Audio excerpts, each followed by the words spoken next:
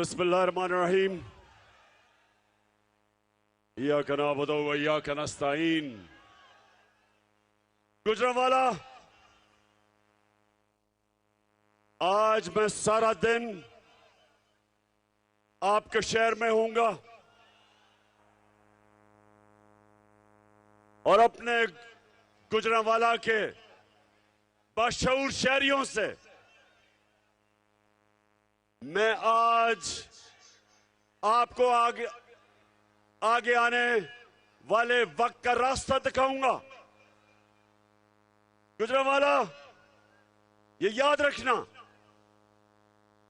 कि जब तक कि कौम हकीकी तौर पे आजाद नहीं होती, उस कौम की कोई दुनिया में हैसियत नहीं होती, दुनिया में इज्जत नहीं होती, उसके पासपोर्ट की दुनिया में कोई कदर नहीं होती। क्योंकि गुलाम कौम ऐसे है, जैसे मौलाना रूमी ने कहा था इंसानों को कि अल्लाह ने जब तुम्हें पर दिए हैं, अल्लाह ने जब तुम्हें परवाज के लिए पर दिए हैं, तो क्यों चूंटियों की तरह जमीन पे रींग रहे हो? जो कौम गुलाम होती है वो कीड़े मकोड़ों की तरह रहती है, उनके हकूक नहीं होते, उनके लोगों की इज्जत नहीं होती। आजम स्वाति जैसे लोग सेनेटर, उनके ऊपर जुल्म और तशद्दुद होता है। आम आदमी थाने और कचहरी में रुलता है, उसको बुनियादी हुकूक नहीं होते क्योंकि वो गुलाम होते हैं। उनके फैसले बाहर से स्क्रिप्ट मिलती है कि आपने रूस से तेल नहीं लेना क्योंकि सस्ता तेल मिल रहा है हिंदुस्तान को रूस से, लेकिन गुलामों को इजाजत नहीं, पाकिस्तानियों को, कि सस्ता तेल रूस से लेके महंगाई कम करें, क्योंकि गुलाम है। जो हुक्मरान है वो फैसला करने से पहले अमेरिका से एनओसी लेते हैं कि सर हम ये कर सकते हैं, तेल ले सकते हैं या नहीं। तो मैं गुजरांवाला आपके पास आज सारा दिन आपको एक चीज बताऊंगा कि अल्लाह ने हमें कैसे आजाद किया है। जब अल्लाह कहता है, जब अल्लाह के सामने अब दावा करते हैं ला इलाहा इल्लल्लाह, अल्लाह तेरे सिवा किसी के सामने नहीं हम झुकते, ये दावा है आजादी का। और जब फिर हम किसी सुपर पावर के सामने घुटने टेकते हैं, मेरी नजर में ये शिर्क है। जब एक किसी पाकिस्तानी शहरी को तशद्दुद होता है उस पे, जो आजम स्वाति शहबाज गिल पे हुआ, जो अरशद शरीफ को मुल्क छोड़ना पड़ा और कत्ल किया, शहीद किया उसको, क्योंकि वो हक और सच पे खड़ा था। ये गुलाम कौमों में होता है, आजाद कौमों में ये नहीं होता। आजाद कौमों के हुकूक होते हैं, शहरियों का अदालतें उनके बुनियादी हुकूक की हिफाजत करती हैं।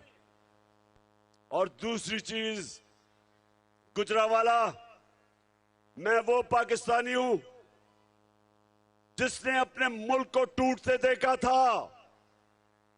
ईस्ट पाकिस्तान हमारे से अलहदा हुआ था। मैं ईस्ट पाकिस्तान अंडर 19 का मैच खेलने गया, हमें पता ही नहीं था कि वहां कितना गुस्सा है ईस्ट पाकिस्तान के लोगों को। क्यों गुस्सा था? क्योंकि उनकी जो सबसे बड़ी जमात, जो पाकिस्तान की सबसे बड़ी जमात, वो ईस्ट पाकिस्तान से थी, वो इलेक्शन जीत गए थे। लेकिन ईस्ट पाकिस्तान के लोगों को गुस्सा यह था कि जो उनका हक था, जो मैंडेट था, वो नहीं दिया जा रहा था। क्यों नहीं दिया जा रहा था? क्योंकि यहां एक सियासतदान, उसने साजिश की अपनी कुर्सी के लिए। उसने ईस्ट पाकिस्तान की पार्टी जो इलेक्शन जीत गई थी, उनको हक नहीं दिया कि जो उनका हक था कि जब इलेक्शन जीते तो उनको क़यादत करनी चाहिए थी। वो उस सियासतदान ने पाकिस्तान की फौज को उस पार्टी के खिलाफ खड़ा कर दिया और नतीजा ये हुआ कि पाकिस्तान टूट गया, हमारा मुल्क आधा हो गया। आज फिर ये जो लंदन में बैठा हुआ भगोड़ा है और इस मुल्क की सबसे बड़ी बीमारी जरदारी, ये दोनों डाकू मिलकर कोशिश कर रहे हैं कि पाकिस्तान की सबसे बड़ी जमात उसको मुल्क की इस्टेब्लिशमेंट के खिलाफ खड़ा करे, इस्टेब्लिशमेंट को, फौज को बड़ी जमात के खिलाफ खड़ा करे। ये साजिश है, ये मुल्क के खिलाफ साजिश है। और सुन लो, हम इमरान खान की जीना मरना पाकिस्तान में है। इमरान खान ने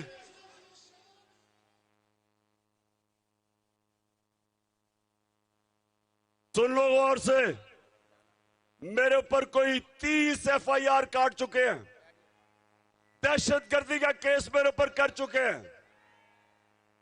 मेरे ऊपर वो एक इनका शरीफ खानदान का घर का पालतू नौकर, चीफ इलेक्शन कमिश्नर, वो अलहदा मेरे पे केस कर रहा है।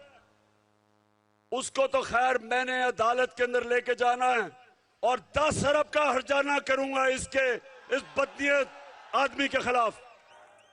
ये सब मिलके, ये सारे मिलके एक इनका मकसद है कि किसी तरह ये चोर ऊपर मुसल्लत हो जाएं और पाकिस्तानी फौज को टाकरा करवाएं।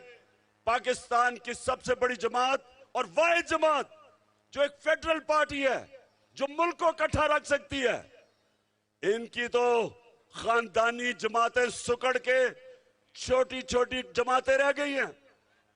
ये तो थोड़ी, मैं चैलेंज करता हूं कि जब भी नवाज शरीफ तुम वापस आओ और इलेक्शन लड़ो, मैं चैलेंज करता हूं तुम्हारे हलके में जाके तुम्हें हराऊंगा।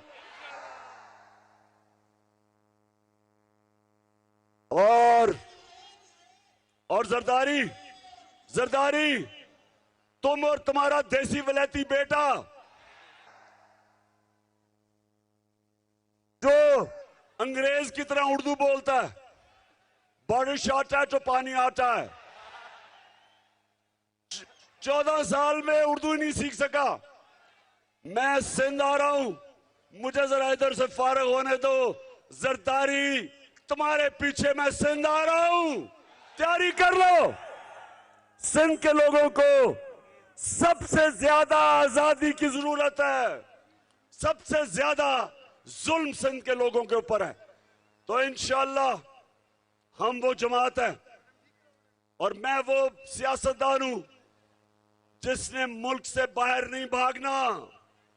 मैं नवाज शरीफ नहीं हूं कि हर वक्त जब उसके ऊपर कोई केस होता है पहले मुशर्रफ के घुटने गोडे पकड़ के NRO लेके बाहर भाग गया, फिर NRO लेके वापस आया, फिर यहां डाके मारे, फिर जब वक्त आया एहतसाब का, फिर इसने अपने रिजल्ट, जो इसके मेडिकल रिजल्ट थे, उनमें भी धांधली की और उसके बाद बीमार करके फिर बाहर भाग गया। और आप इंतजार कर रहे हैं कि जनाब बड़े ताकतवर एस्टेब्लिशमेंट से इसको NRO मिलेगा और ये वापस आ जाएगा, जिस तरह मनी लॉन्ड्रर इसहाक डार वापस आ गया। नवाज शरीफ, तुम सब, मैं अपनी सारी कौम को आज कह रहा हूं कि इंशाल्लाह हम सब मिलके डाकू नवाज शरीफ का इस्तकबाल करेंगे और सीधा एयरपोर्ट से तुम्हें अडयाला जेल लेके जाएंगे। और मेरी कौम सुन लो, ये वक्त है अपने आप को हकीकी तौर पे आजाद करना, और आजाद हम करेंगे इंसाफ के जरिए। हम इस मुल्क में कानून की बालादस्ती के लिए जंग लड़ते रहेंगे, इंसाफ के लिए जंग लड़ेंगे, ताकि कानून के सामने सब एक बराबर हो। ये नहीं कि बड़ा डाकू मुल्क लूट जाए, पैसा बाहर ले जाए और उसको एनआरओ मिल जाए, और बेचारा है छोटे लोग, गरीब लोग, महंगाई, बेरोजगारी में, मजबूरी में वो चोरी करे तो जेलों में गल सड़ रहे हो। हजरत अली रज़ियल्लाहु ताला ने फरमाया था, कुफर का निजाम चल जाएगा लेकिन जुल्म और नाइंसाफी का निजाम नहीं चल सकता। पाकिस्तानियों, यह निजाम नहीं चल सकता। इसको बदल के लिए हमने इसको बदलना है। जब कहते हैं कि कौन बचाएगा पाकिस्तान, इमरान खान नहीं बचाएगा, आप बचाएंगे पाकिस्तान को। आप मेरे साथ मिलकर इस मुल्क को आजाद करेंगे। और आजादी सुन लो, नबी सल्लल्लाहु अलैहि वसल्लम ने मदीना की रियासत में इंसानों को आजाद किया था सबसे पहले अदल और इंसाफ कायम करके। अदल और इंसाफ इंसानों को आजाद करता है, नहीं तो इंसान चूंटियों की तरह जमीन पर रेंगते हैं। ऊपर परवाज नहीं होती इंसानों की जो गुलाम हो, जिधर इंसाफ ना हो। अल्लाह ने बार बार कुरान में हुक्म किया कि मेरी जमीन पे इंसाफ कायम करो। ये इंसाफ नहीं है कि आजम सवाती 75 साल के सेनेटर को तशद्दुद करो, जेल में उसके घर में जाके उसकी पोती और पोतियों के सामने उसको मारो, उसके कपड़े उतारो, उसको जलील करो, उसके ऊपर तशद्दुद करो। आज सारे आजम सवाती की प्रेस कॉन्फ्रेंस अपने मोबाइल फोन पे देखो, देखो उससे क्या जुल्म हुआ है।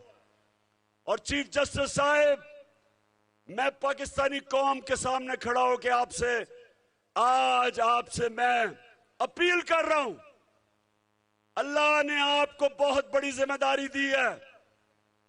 चीफ जस्टिस ऑफ पाकिस्तान का मतलब कि जिम्मेदारी आपकी कि आप आजम सवाती, शहबाज गिल, जमील फारूकी जैसे लोगों को, आपका काम है इनको इंसाफ देना। केसेस पड़े हुए सुप्रीम कोर्ट में, बुलाए उन लोगों को और कहे कि आजम सवाती के घर जो कैमरे लगे हुए थे, उन कैमरों में सब पता क्या हो रहा था। क्यों वो एजेंसी के लोग वो कैमरे उतार के ले गए? ऑर्डर दे उनको वापस लेके आए कैमरे, शक्लें पहचाने उन लोगों की।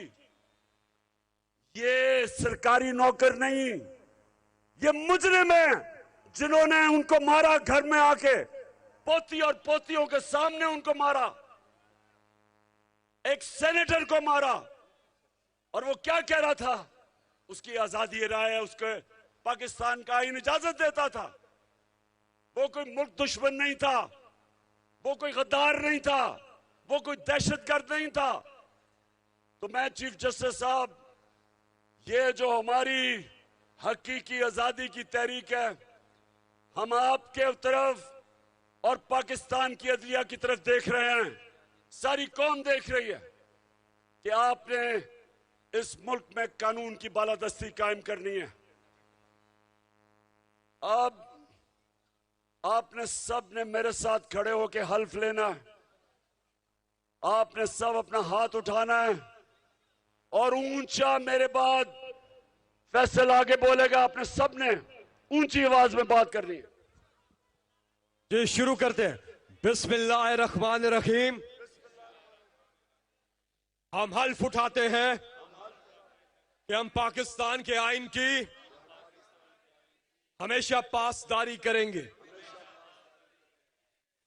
हम कभी भी अल्लाह के सिवा किसी के सामने नहीं झुकेंगे और हम हकीकी आजादी के इस जिहाद में आखिर तक इमरान खान के साथ जद्दोजहद करेंगे। अल्लाह हम सबका हामी और नासिर हो। आमीन।